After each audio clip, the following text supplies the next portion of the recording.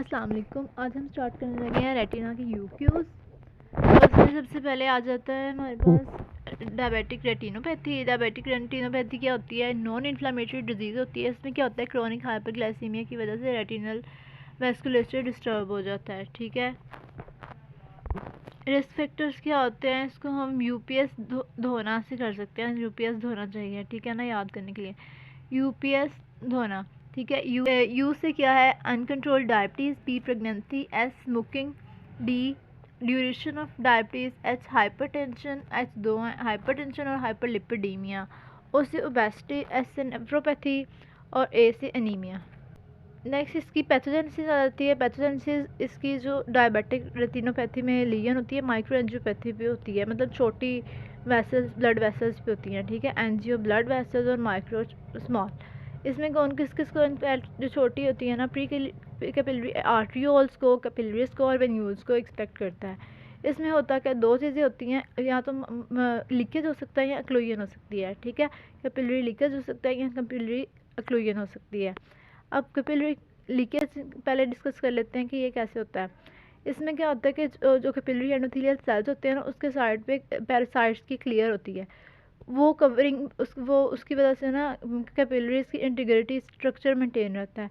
अब इसमें क्या होता है, इसमें डायबिटिक नेफ्रोपैथी रेटिनोपैथी में क्या होता है, पेरिसाइट्स लॉस हो जाते हैं, उसकी वजह से इसका स्ट्रक्चर ख़राब हो जाता है और जो आउटपोचिंग बन जाती है कैपिलरी वॉल की, उसको हम कहते हैं माइक्रो एन्यूरिज्म।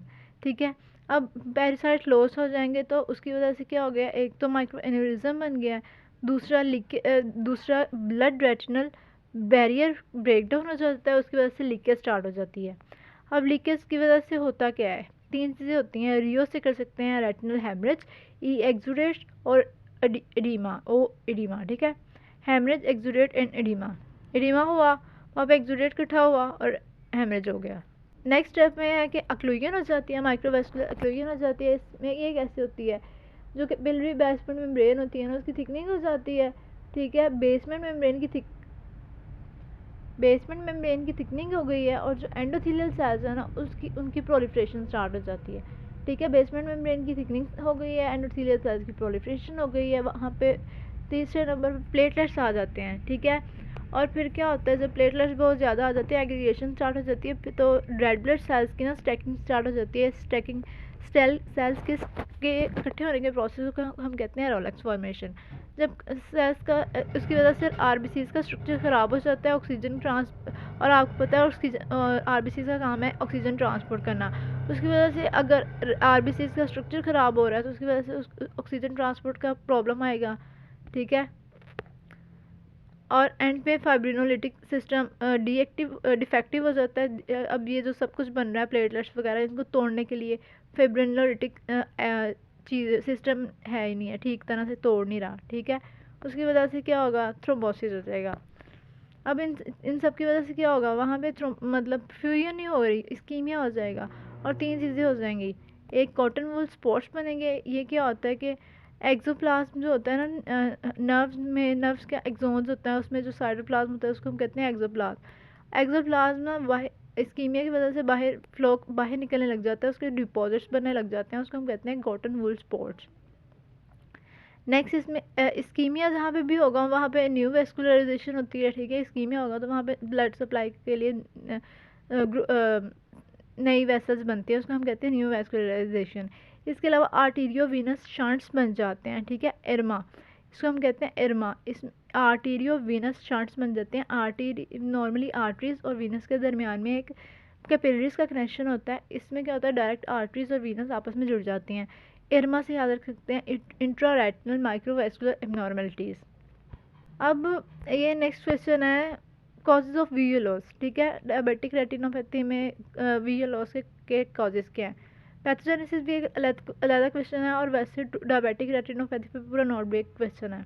अब विजुअल लॉस के कॉजेज क्या हैं, इसके अलावा नेक्स्ट क्वेश्चन है डायबिटिक रेटिनोपैथी की कॉम्प्लिकेशन क्या है, वो भी इसी में आ जाएंगी। तो इसमें क्या होता है, कॉजेज क्या हैं, सबसे पहला कॉज तो वही वाला, दोनों लीकेज हो सकता है, एक्लूजन हो सकती है। लीकेज की वजह से एडीमा हो जाएगा, एक्सुडेट बन जाएंगे, हेमरेज हो जाएगा, और एक्लूजन की वजह से इस्कीमिया हो जाएगा और इस्कीमिया के साथ न्यू वैस्कुलराइजेशन हो जाएगी। अब कॉम्प्लिकेशंस जो हैं वो कौन सी हैं इसकी, न्यू टीवी से कर सकते हैं, न्यू टीवी। न्यू से न्यू वेस्कुलर ग्लाकोमा हो सकता है, न्यू वेस्कुलर ग्लाकोमा। टी से ट्रैक्शनल रेटिनल डिटैचमेंट हो सकती है, और वी से विट्रियस हेमरेज हो सकता है।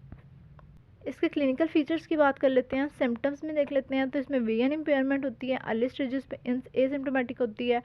अब ये ग्रेजुअल विजुअल लॉस हो सकता है या सडन विजुअल लॉस हो सकता है। ग्रेजुअल विजुअल लॉस होगा तो वो मैकुला में जो चेंजेस आई थी उसकी वजह से हो सकता है, और जो सडन लॉस है जो विट्रियस हेमरेज की वजह से हो सकता है। साइंस इसके साइंस इसकी कैटेगराइज किए हुए हैं 5 स्टेजेस में, ठीक है। सबके एंड पे रेटिनोपैथी आना है, बस जो 4th वाला है ना उसमें मैकुलोपैथी आना है, ठीक है। अब पहली 3 बातें, पहली रेटिनोपैथी वाली देख लें। बैकग्राउंड है, मतलब पहले शुरू हो गया प्री प्रोलिफरेटिव एंड प्रोलिफरेटिव, ठीक है। उसके बाद मैंने कहा चौथे में मैकुलोपैथी यानी डायबिटिक मैकुलोपैथी। नेक्स्ट एडवांस्ड और बर्नड आउट। इसको उल्टा याद करने के लिए आप कर सकते हैं BCD, ABCD होता है ना, तो BCD से कर सकते हैं।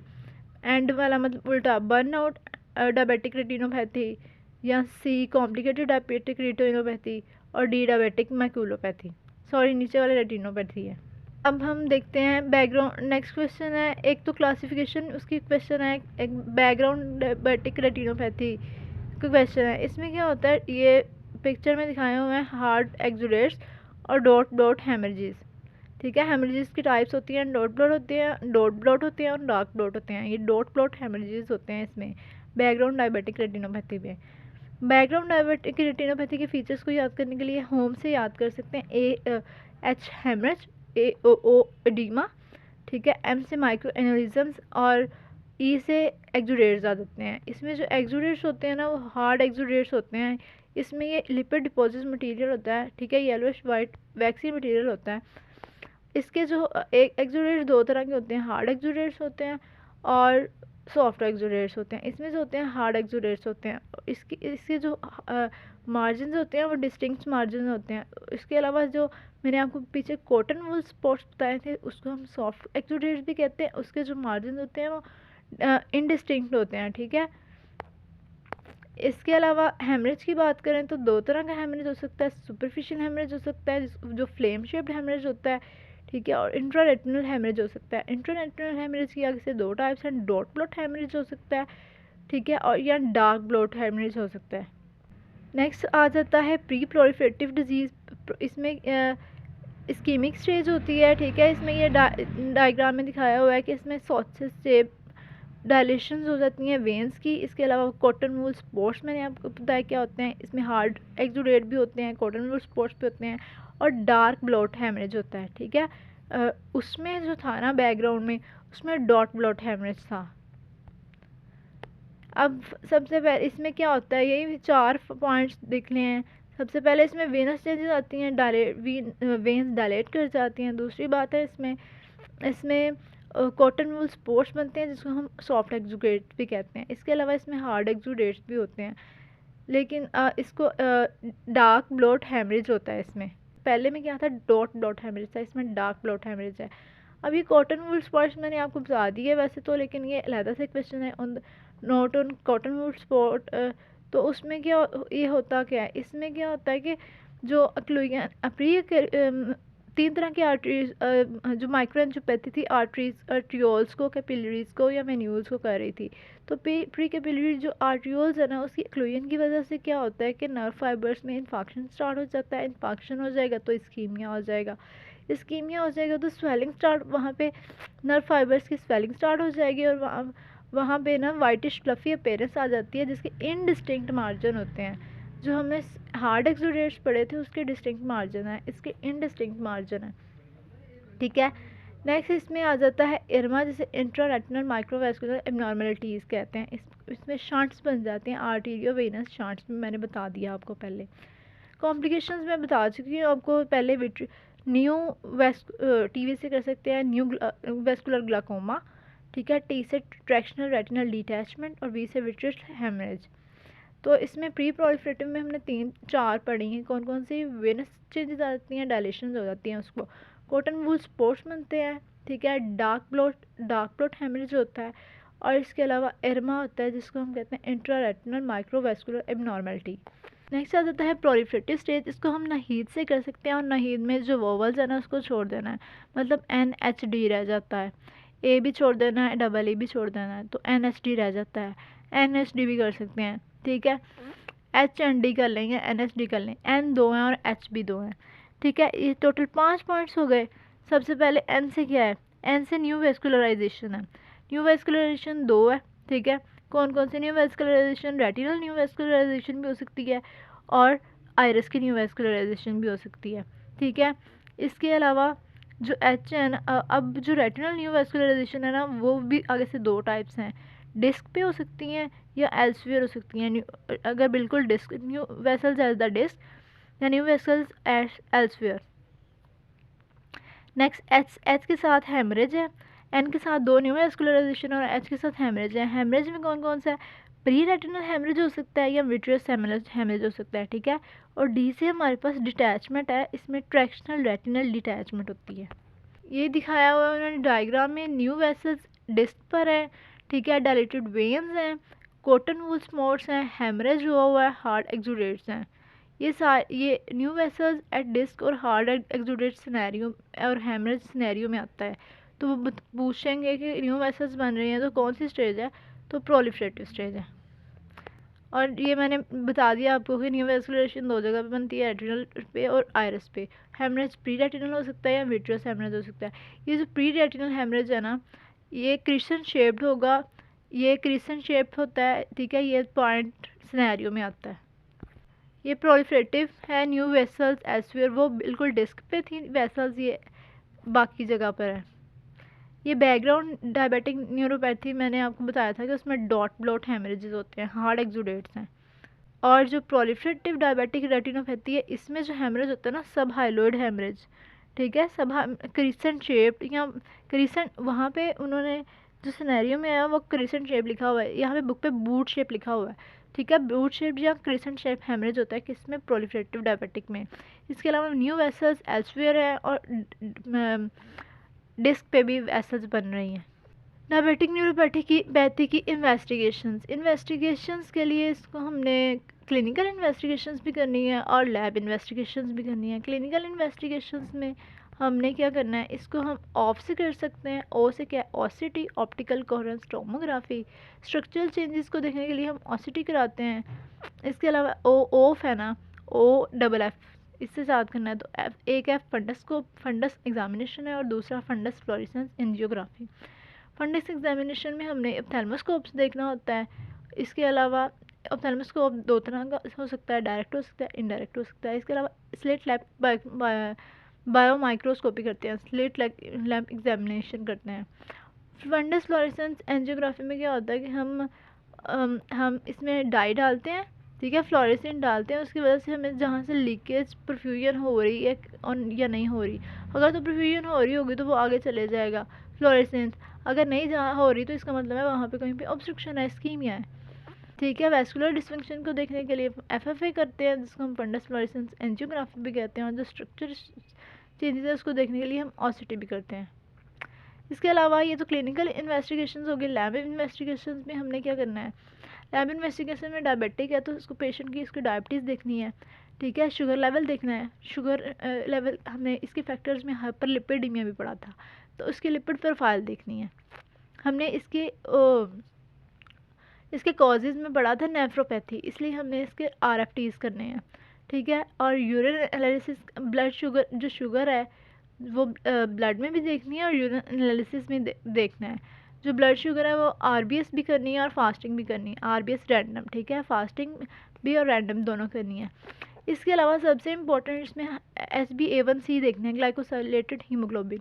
इस ये क्या होता है, हीमोग्लोबिन के साथ ना ग्लूकोज उसकी बेसमेंट मेम्ब्रेन के साथ ना ग्लोमेरुलर बेसमेंट मेम्ब्रेन के साथ जुड़ने लग जाता है, ठीक है, हीमोग्लोबिन के साथ ग्लूकोज जुड़ने लग जाता है, उसकी वजह से पता चल जाता है कि पेशेंट को वाकई में डायबिटीज़ है, ठीक है, क्रॉनिक डायबिटीज़। ट्रीटमेंट के लिए इसको हम ट्रीटमेंट जो है इसका जनरल ट्रीटमेंट हो सकता है, और रेटिनोपैथी जनरल ट्रीटमेंट भी तो सिम्टोमेटिक करना होता है ना, इसके अलावा जो रेटिनोपैथी है उसका ट्रीटमेंट। जनरल ट्रीटमेंट में इमरजेंसी एक तो हमने पेशेंट को एजुकेट करना है, दूसरा रिस्क फैक्टर्स को कंट्रोल करना है। ईआर से कर सकते हैं, एजुकेट करना है और रिस्क फैक्टर को कंट्रोल करना है। रेटिनोपैथी के ट्रीटमेंट के लिए हम मेडिकल ट्रीटमेंट करते हैं, लेज़र ट्रीटमेंट करते हैं और सर्जिकल ट्रीटमेंट करते हैं। मेडिकल ट्रीटमेंट में हमने दो चीज़ें करनी है, ठीक है। हमने इसमें एंटी वेजिफ देने हैं, क्योंकि ताकि वेजिफ क्या होता है, वेस्कुलर एंडोथेलियल ग्रोथ फैक्टर, तो उसका एंटी वेजिफ मतलब ग्रोथ फैक्टर उसको कम करने वाला, ताकि न्यू वेस्कुलराइजेशन को रिग्रेस किया जाए और मैकुलर एडीमा को भी कम किया जाए, ठीक है। इसके दो फंक्शन होते हैं, मैकुलर एडीमा को कम किया जाए और न्यू वेस्कुलराइजेशन को कम किया जाए। स्टीरॉइड्स देने होते हैं, स्टीरॉइड्स में ट्राइमसिनोलोन एसीटोनाइड, ठीक है। ये भी एडीमा के लिए होता है, लेकिन ये ग्लाकोमा कैटरेक्ट कॉज कर सकता है। इसके अलावा हमने तीन बातें की ना, मेडिकल, लेज़र और सर्जिकल। मेडिकल में हमने एंटीवेजिव दे दिए, स्टीरॉइड्स दे दिए। लेज़र में तीन तरह के लेज़र होती है फोकल ट्रीटमेंट के लिए, ठीक है। फोकल ट्रीटमेंट हो सकता है, ग्रिड पैटर्न ट्रीटमेंट हो सकता है, इसको FGP से हम कर सकते हैं, ठीक है। FGP से, F से क्या है फोकल ट्रीटमेंट, G से क्या है ग्रिड पैटर्न ट्रीटमेंट और P से क्या है pan retinal photo coagulation. Focal treatment, grid pattern treatment और पैन, ये दिखाया हुआ है उन्होंने फोकल ट्रीटमेंट, ठीक है। फोकस पे है फोकल ट्रीटमेंट। इसके अलावा है ग्रिड पैटर्न, ये ग्रिड पैटर्न ट्रीटमेंट दिखाया हुआ है। डिफ्यूज़ मैकुलर एडीमा के लिए, अगर फोकल मैकुलर एडीमा उसके लिए फोकल ट्रीटमेंट करेंगे, अगर डिफ्यूज़ मैकुलर एडीमा तो उसके लिए पैटर्न ट्रीटमेंट करेंगे। इसके अलावा तीसरा जो लेज़र का मेथड है पैन रेटिनल फोटो कोएगुलेशन, ठीक है। अगर तो इसमें स्कैटर्ड लेज़र ट्रीटमेंट किया जाता है, अगर प्रोलिफरेटिव स्टेज पे है ना, तो उसको पैन रेटिनल फोटो कोएगुलेशन करते हैं। तीन इसके स्टेप्स होंगे लेज़र के, focal treatment, grid pattern treatment और pan retinal photocoagulation. Surgery के लिए हम इसकी में पार्श विट्रेक्टमी कर सकते हैं, ठीक है। पार्श प्लानर विट्रेक्टमी, तो इसके ट्रीटमेंट में हमने जनरल किया, रेटिनोपैथी का किया। जनरल में एजुकेशन दी, रिस्क फैक्टर्स कंट्रोल किए। रेटिनोपैथी के लिए मेडिकल, लेज़र और सर्जरी की। मेडिकल में हमने इसको एंटीवेजिव दिए, स्टीरॉइड्स दिए। लेज़र में हमने तीन तरह से किया, फोकल ट्रीटमेंट किया, ग्रिड पैटर्न ट्रीटमेंट किया और पैन रेटिनल फोटो कोएगुलेशन किया। सर्जरी में हमने पार्श प्लानर विट्रेक्टमी कर दी।